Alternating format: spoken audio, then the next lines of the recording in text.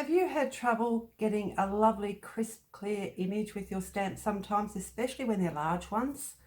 And, they might have areas that haven't stamped out properly, or they're a bit faded, or they're missed altogether. I have a simple solution that might help you. It's like reverse stamping or taking a print off a stamp. So how we do it, I'm going to take you down to the table and we'll see how it's done. First of all, normally you would have an acrylic block, but we don't need that for this technique. We just have the stamp. The stamp that I'm using is Mix a Sentiment from Rubber Dance, and I want to make sure that all the words print out beautifully. So what I've done is I have the stamp, I apply the ink, you can twist it on, then tap it, make sure you've got a good coverage. Nice juicy ink pad always works well.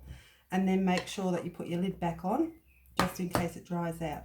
Leave your stamp right where it is, grab your cardstock and place it carefully over the top and press.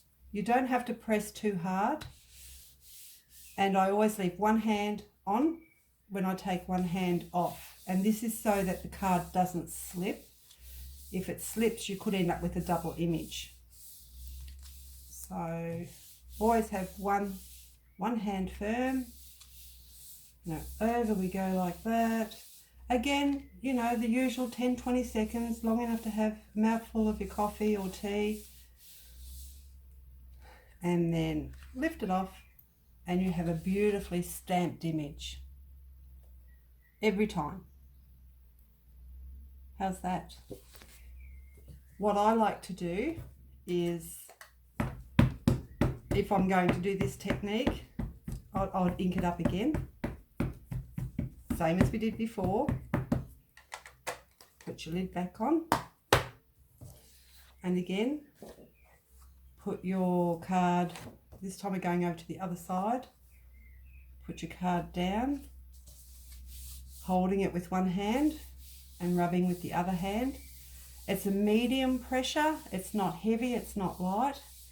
And you have to allow your 10 to 20 seconds so the ink has enough time to transfer from your stamp onto your cardstock. Make sure you get every part of your stamp and then lift off. And there we have it, 2 lots of printing done very quickly. What you could do, and what I always do for things like this, especially with this stamp, Mix a Sentiment, is, I'll have a few stamped up. Now I've got some more that I'll cut up and add to my collection, because they're always handy when you want to put a word. You see where I've cut out the words and used them on my projects. I call this stamp my never-ending chit-chat stickers, because that's what they're like. If I've got a pile of words handy, I don't have to make it an extra job when I'm doing a project. The words are already there. I just choose the ones that I want and cut them out, and then keep the rest in a plastic pocket. I hope this has helped and given you some ideas and a simple solution to what might have been a problem. See you later.